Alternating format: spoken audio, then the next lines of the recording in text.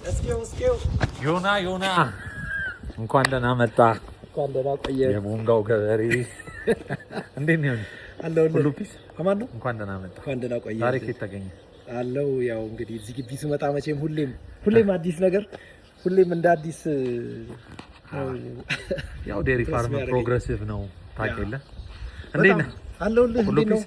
ስለ ቴማር ነው። ቴማር እንዴት ነው? ማሽኑ እንዴት ነው? እኛ በጣም አሪፍ ነው ያለው እስካሁን ባለው ቴማር ያው እኛም በእጅ አልነበር የምንጠቀመው ከሁለት ወር በፊት ሶ ማሽኑ ከመጣ በኋላ as you can see በጣም ደስ የሚል ሚክስ ነው። በጣም ዳይጀስተብል ነው። አይመርጡትም።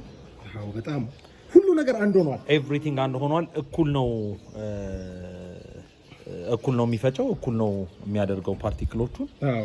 ሶ 8 ደቂቃ አካባቢ ነው የሚፈጀው ሚክስ ለማድረግ። በጣም ቆንጆ ነው እስካሁን ባለው እና የሚተርፍ ነገር ሌፍት ኦቨሩ እኩል ነው የሚሆነው። ሁሉም ነገር እኩል ነው የሚያልቀው። ፕሮዳክሽን ላይም በጣም ቀላል ለውጥ የለውም። ኦልሞስት እነሱ የሚሉት ከ7 እስከ 10% ፕሮዳክሽን ለውጥ ልታይ ትችላለህ ይላሉ። ግን እኛ እስካሁን ባየነው ኒር ክሎዝ ቱ 5% አካባቢ ዲፍረንስ አለው ከወትሮ እና በጣም ቆንጆ ነው። በጣም ቆንጆ ነው። ሽያጭም ጀምረሃል? ቲኤምአር አሁን ፓይለት እየሞከርን ነው። ለሎካል ገበሬዎች እያስለመድን ያለ ነው።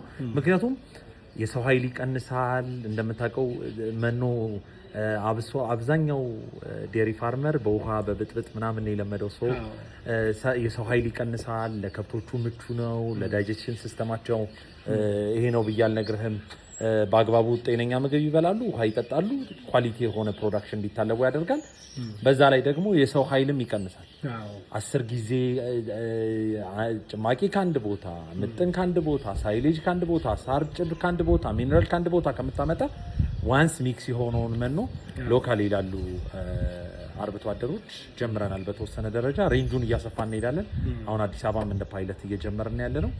ውጤቱን ካየን በስፋት ወደ ማርኬት ይዘነው እንገባለን ብዬ። ፊድባክ እንዴት ነው የሚወስዱት? በጣም ደስተኞች ናቸው። ለነሱም ግልግል ነው። በጣም አብዛኞቹ ደስተኞች ናቸው። በጣም ደስተኞች ናቸው። የፓኬጂንግ ላይ የተወሰኑ ዳውቶች ነበሩ፣ ግን አሁን እሱም ኦልሬዲ አዲስ ማሽን እየገባ ነው። ምናልባት ኔክስት ዊክ አካባቢ እንደ እግዚአብሔር ፍቃድ አዲሱ ማሽን እጃችን ላይ ይገባል። እሱ ደግሞ ኦልሞስት ከ6 ወር በላይ እንዲቆይ ማድረግ የሚያስችል ፓኬጂንግ ይኖረናል ማለት ነው። ሶ ኳሊቲ ነው የሚሆነው። በጣም አሪፍ ነው የሚሆነው። ለአርቢውም ደግሞ ትልቅ አድቫንቴጅ ይኖረዋል ማለት ነው። አሁን የአንተ ባርን በጣም የሚያምር ባርን ነው። ስትራክቸሩም ለሚክሲንግ ዋገንም በጣም እንዲመች አድርገን የሰራው። ሶ በቶሎ ብለህ ሚክሲንግ ዋገኑን ማስጀመር መቻል አለብን። ለከብቶችን በጣም የሚመቻቸው ይመስለኛል። አዎ እኛ ጋር ፋይበሩን ገፋ ያደርጉታል። በትክክል ሚክስ ስለማናደርግ በጣም ዌስቴጅ ማለት ነው። አዎ ይሄንኛው አድቫንቴጁ ምንድነው? ሚክስ ማድረግ ብቻ ሳይሆን እያንዳንዱን ፓርቲክል አድቅቆ የመፍጨት ባህሪ ያለው within 8 minutes of time በቃ አየር ላይ ድቅቅ ነው የሚያደርገው እና በጣም ነው ደስ የሚለው።